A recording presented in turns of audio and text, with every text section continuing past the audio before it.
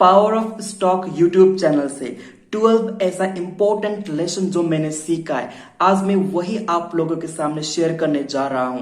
तो अगर आपको ये मेरा प्रयास अच्छा लग रहा है तो आप मेरे चैनल को सब्सक्राइब कर देना। तो चलिए वीडियो हम स्टार्ट करते हैं। देखिए, एज अ बिगिनर हम लोग जब यूट्यूब पे जाके कुछ सर्च करते हैं प्राइस एक्शन सीखने के लिए, तो हमें काफी सारा यूट्यूबर देखने को मिलता है। तो जब मैं स्टार्टिंग में एक बिगिनर था तो मैंने प्राइस एक्शन के बारे में सीखना चाहा, तो मुझे पावर ऑफ स्टॉक जो कि एक यूट्यूब चैनल है उनके बारे में पता चला। तो जब मैंने वो चैनल को देखना स्टार्ट किया, पावर ऑफ स्टॉक को मैंने सुनना स्टार्ट किया, देन आई रियलाइज्ड कि ये बंदा जो बोल रहा है इसमें कुछ सच्चाई है। उनका जो सिंप्लिसिटी है, जो पढ़ाने का जो तरीका है और जो लाइव मार्केट में जो प्रैक्टिकल इसका जो इम्प्लीमेंटेशन है वो काफी बढ़िया था। तो इसीलिए मैंने आज आप लोगों के लिए पावर ऑफ स्टॉक, जो कि सुभाषिस पानी है उनका रियल नेम, उनके यूट्यूब चैनल से 12 ऐसा इंपॉर्टेंट ट्रेडिंग लेसन की जो मैंने सीखा वही आप लोगों को मैं शेयर करना चाहूंगा। और इसके लिए मैंने एक प्रेजेंटेशन बनाया है। तो चलिए हम लोग स्क्रीन पे जाते हैं और 12 ऐसा क्या इंपॉर्टेंट लेसन था कि जो मैंने सीखा उनके यूट्यूब चैनल से, वो मैं शेयर करना चाहूंगा।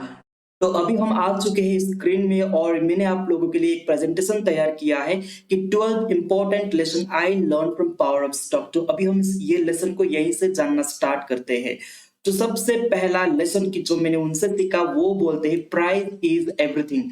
वो बोलते हैं प्राइस को समझने का कोशिश करो। देखिए, मार्केट में जो ट्रेंड आता है उसको डिसाइड करने के लिए हजारों तरीका होता है। कोई डाटा को देखता है, कोई ग्लोबल मार्केट को देखता है, कोई सेंटिमेंट्स को देखता है। लेकिन वो बोलते हैं प्राइस में सब कुछ होता है। मतलब प्राइस में कुछ फंड, कुछ बड़ा न्यूज आने वाला हो वो भी प्राइस पे दिखाई देता है, या मार्केट में एक बड़ा मोमेंटम आने वाला हो वो भी प्राइस में दिखाई देता है। कि हम जितना वो फॉलो करेंगे, जैसे डाटा को देखना या एक्स्ट्रा कुछ कुछ न्यूज को देखना या किसी र्यूमर के ऊपर ट्रेड करना, तो वहां पे ज्यादा नॉइज होता है। ठीक है, तो नॉइज की वजह से हमारा एंट्री एग्जिट वहां पे सही नहीं हो पाता। तो इसीलिए वो बोलते हैं प्राइस को समझने का कोशिश करो।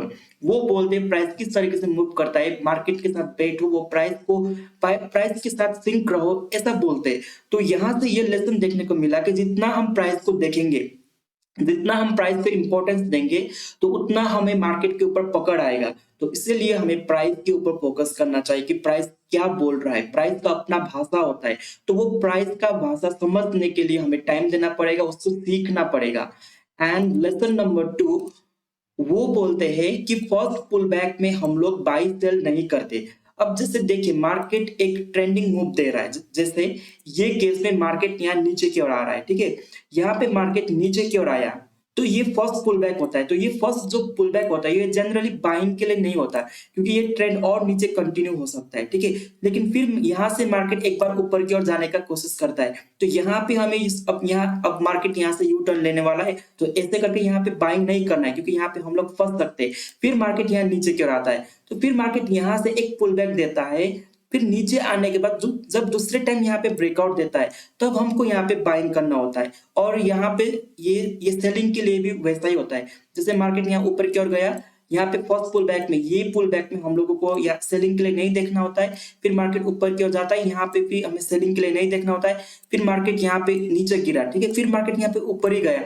तो जो भी अप ट्रेंड में जो यहाँ पे ये इंपल्स मूव आता है ना, इसको हमें सेलिंग के लिए नहीं देखना है। वो बोलते हैं हमें पूरा प्राइस एक्शन बनने के लिए वेट करना है। जब हमें काउंटर ट्रेड लेना होता है वहां पे प्राइस एक्शन बनना जरूरी है। तो वो कौन सा प्राइस एक्शन के बारे में बात कर रहे हैं वो नेक्स्ट स्लाइड में समझते हैं। तो वो बोलते हैं M&W पैटर्न को देखना।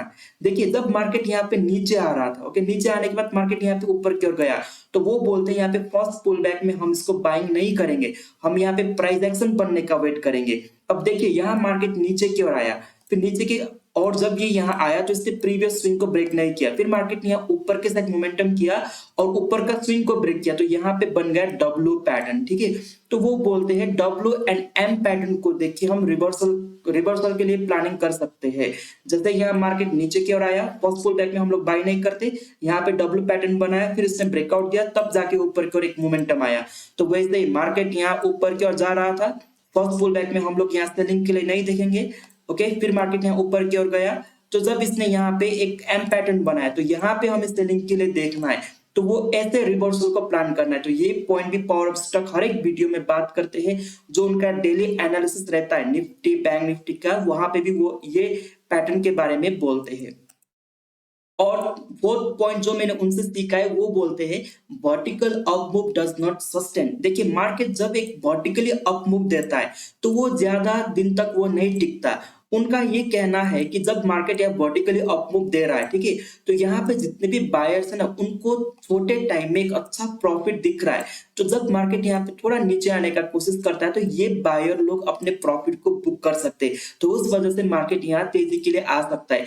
अब इन्होंने बिटकॉइन में जो क्रैश आने वाला था उनके बारे में भी पहले प्रेडिक्ट करके बोला था कि जैसे बिटकॉइन का ये चार्ट वर्टिकली या अप मूव दे रहा था, तो वो बोल रहे थे कि अगर यहाँ पे ये बायर्स लोग हैं इनको बहुत छोटे टाइम में इतना बढ़िया रिटर्न मिल रहा है, तो जब ऊपर के लेवल से अगर यहाँ पे थोड़ा यहाँ नीचे की और प्राइस एक्शन बनना स्टार्ट कर देता है तो यहाँ पे ये क्रैश के लिए आ सकता है। ये उनका एनालिसिस था। फिर बाद में आप देखो बिटकॉइन में यहाँ पे क्रैश आया, ठीक है। तो वो बोलते हैं कि जो वर्टिकली अप मूव आता है ना वो ज्यादा दिन तक सस्टेन नहीं रहता। अब यहाँ पे इनका जो साइकोलॉजिकल कंसेप्ट है वो काफी इंटरेस्टिंग है। और एक और लेसन की जो मैंने उनसे सीखा है एंड दैट इज सेलिंग हमेशा फास्ट होता है। देखिए मार्केट में जब कोई भी स्टॉक को ऊपर जाना होता है वो धीरे धीरे करके जाता है, पुल बैक लेता है, धीरे धीरे करके आता है जाता है, ओके। तो जब मार्केट को नीचे आना होता है ना वो फास्ट तरीके से सॉरी तो जब मार्केट को नीचे आना होता है तो वो फास्ट मोमेंटम देके नीचे की ओर आता है। जैसे देखियो यहाँ पे ये इन्फोसिस का चार्ट है, ये धीरे धीरे करके ऊपर की ओर जा रहा था, ओके। तो यहाँ पे जब सेलिंग आया वो बहुत ही फास्ट सेलिंग आया। आप लोग देखो यहाँ पे यहाँ पे देखो सेलिंग बहुत ही फास्ट हुआ। फिर मार्केट धीरे धीरे करके रिकवर कर रहा था, फिर यहाँ पे फास्ट सेलिंग आया।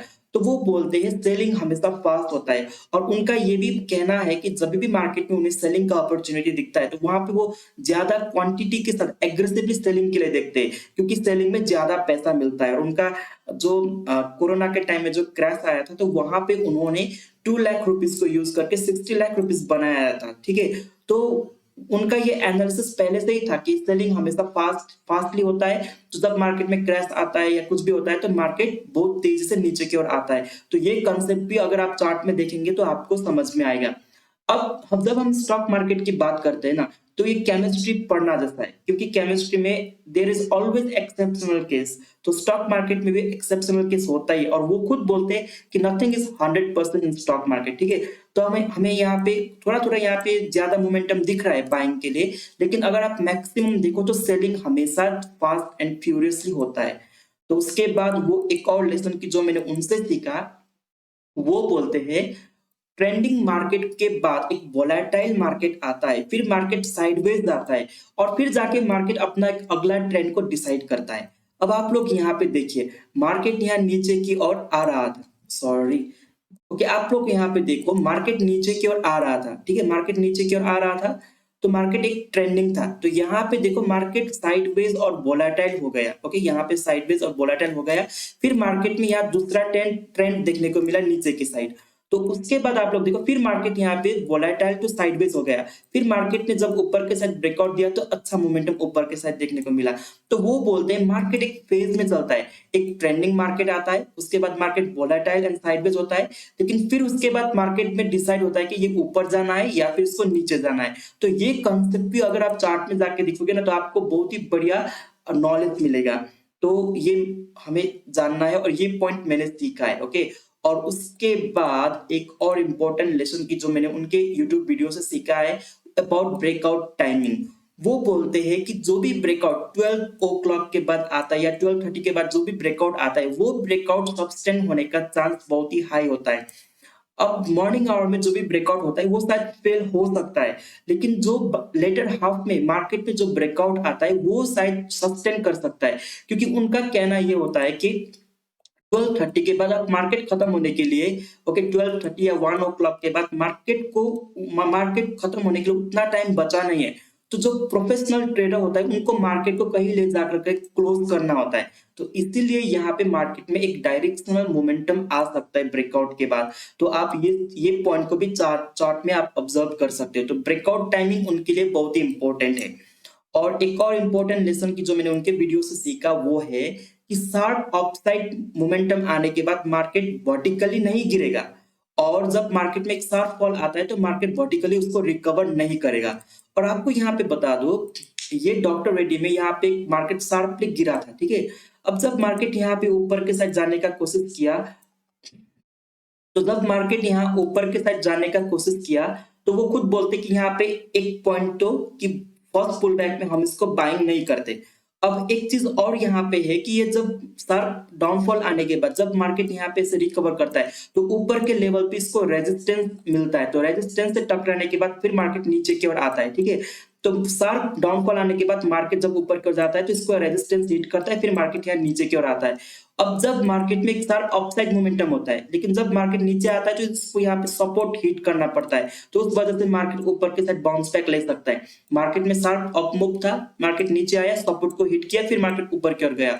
तो अप ट्रेंड और डाउन ट्रेंड मार्केट में ये पॉइंट को हमें ध्यान रखना है, जो कि पावर ऑफ स्टॉक ने बोला है, ओके, कि शार्प मोमेंटम होने के बाद मार्केट को सपोर्ट या रेजिस्टेंस को रेस्पेक्ट करेगा, फिर बाद में कहीं जाके मार्केट गिर सकता है।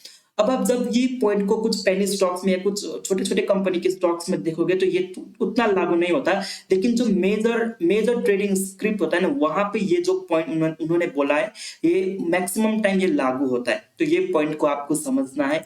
और उसके बाद वो इंपॉर्टेंट पॉइंट, ये जो लेसन जो मैंने सीखा है कि increase your capital after winning your drawdown phase, और ये बहुत ही इंपॉर्टेंट पॉइंट है हर एक ट्रेडर्स के लिए, जो पावर ऑफ स्टॉक ने बोला है कि देखिए, हर एक ट्रेडर हर एक टाइम प्रॉफिट नहीं कर सकता, एक प्रॉफिट फेज आने के बाद एक लॉस का फेज भी आता है, ठीक है।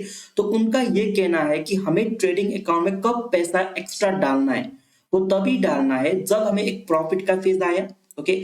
प्रॉफिट का फेज आने के बाद हमें फिर यहाँ पे लॉस का फेज आया, तो लॉस का जो फेज होता है ना, अगर हम बिना कैपिटल को ऐड किए, अगर ये लॉस का फेज को हम लोग कवर करके ऊपर की ओर निकलते, मतलब हम हमारा जो लॉस है उसको रिकवर करके हम ऊपर की ओर निकलता है, तब हमें एक्स्ट्रा पैसा ट्रेडिंग अकाउंट में ऐड करना है। क्योंकि उनका ये मानना है कि भले हमने यहाँ पे प्रॉफिट तो हमने किया, लेकिन ये लॉस का फेज को हमने हैंडल नहीं कर पाया, तो और पैसा क्यों ऐड करने का। तो इसीलिए एक प्रॉफिट का फेज आने के बाद जो लॉस का फेज को अगर हम क्रॉस कर पाए, तभी हमको यहाँ पे एक्स्ट्रा पैसा ट्रेडिंग अकाउंट में डालना है। तो ये बहुत ही इंटरेस्टिंग कंसेप्ट लगा मुझे, एंड मे बी ये पॉइंट को फॉलो करता हूँ। फिर उसके बाद एक और इंपॉर्टेंट पॉइंट जो उन्होंने बोला है अपने YouTube वीडियो में, कि स्टार्टिंग में एक ही स्ट्रैटेजी के ऊपर काम करो, क्योंकि उनका ये बोलना है कि मार्केट में कोई भी स्ट्रैटेजी 100% काम नहीं करता। और उन्होंने खुद बोला है कि वो स्टार्टिंग के फेज में वो सिर्फ HDFC बैंक के स्टॉक्स में ट्रेड लेते थे, और वो भी एक ही सेटअप के ऊपर काम करते थे। इससे क्या होता है कि उनका साइकोलॉजी थोड़ा इंप्रूव होता है, या मार्केट में प्राइस किस तरीके से मूव करता है उसके साथ थोड़ा सिंक होते हैं। और जब वो एक ही स्क्रिप्ट में बार बार फोकस करते तो उसका टोटल बिहेवियर पता चलेगा।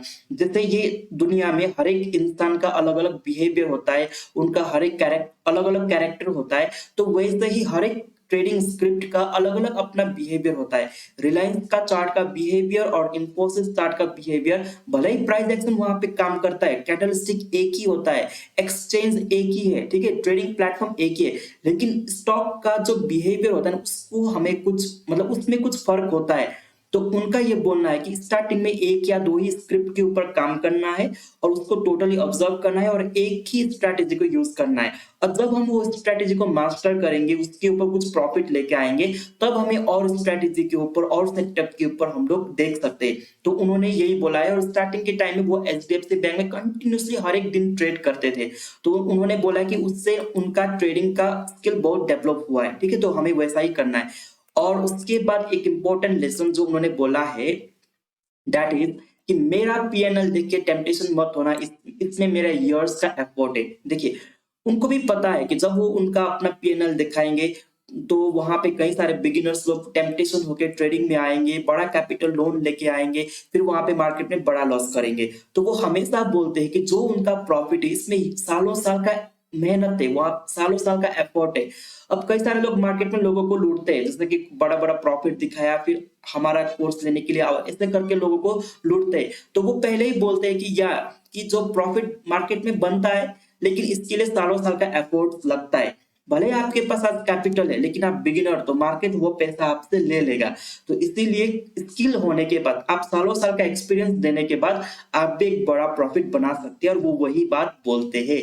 और एक और पॉइंट, लास्ट पॉइंट है ये, और ये उनका कहना है कि trading is a journey and not a overnight get rich quick scheme. देखिए, ट्रेडिंग एक बिजनेस की तरह, एक जर्नी की तरह है जहां पे हमें सक्सेस होने के लिए टाइम लगता है।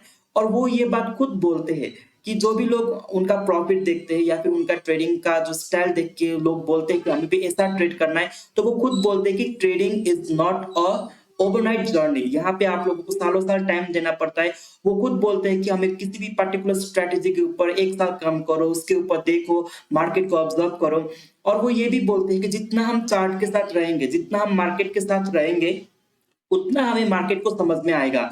तो वही, जब हम मार्केट को ऑब्जर्व करेंगे, देखेंगे, चार्ट्स को देखेंगे, प्राइस एक्शन को हम ऑब्जर्व करेंगे, तभी हम मार्केट को लेकर कुछ पॉइंट्स हमें समझ में आएगा और बाद में जाकर के हम भी एक अच्छा ट्रेडर बनेंगे। तो अगर आप भी इनको फॉलो करते हो तो कमेंट बॉक्स में जरूर बताना। और नेक्स्ट वीडियो में मैं किस यूट्यूबर के बारे में बोलूं कि जिनसे मैंने कुछ नॉलेज लिया है, अगर आप ये रिव्यू चाहते हो तो कमेंट सेक्शन में कमेंट कर देना, वो भी मैं बना दूंगा। ठीक है, मैं सिर्फ 4 और 5 यूट्यूबर्स को ही फॉलो करता हूँ, मैं किसी और एक्स्ट्रा लोगों को फॉलो नहीं करता, क्योंकि सोशल मीडिया में बहुत नेगेटिविटी है या बहुत फ्रॉड चलता है। ठीक है, तो यहाँ पे हमें अच्छे अच्छे लोगों को पिक करके फॉलो करना बहुत मुश्किल होता है। तो इसलिए अगर आप चाहो तो आप कमेंट कर सकते हो कि किस यूट्यूबर के ऊपर वीडियो बनाना, किस ट्रेडर के ऊपर वीडियो बनाना, मैं बना दूंगा। तो अभी के लिए इतना ही, कि जो मेरा प्रयास है, आई होप कि आपको इसको अच्छा लगा होगा। तो आने वाले दिनों में मैं और वीडियोस लेके आने वाला हूँ। मेरा खुद का जो नॉलेज एंड एक्सपीरियंस है वो भी मैं आप लोगों के साथ शेयर करने वाला हूँ। तो चैनल को सब्सक्राइब कर देना। अभी के लिए इतना ही, थैंक यू सो मच।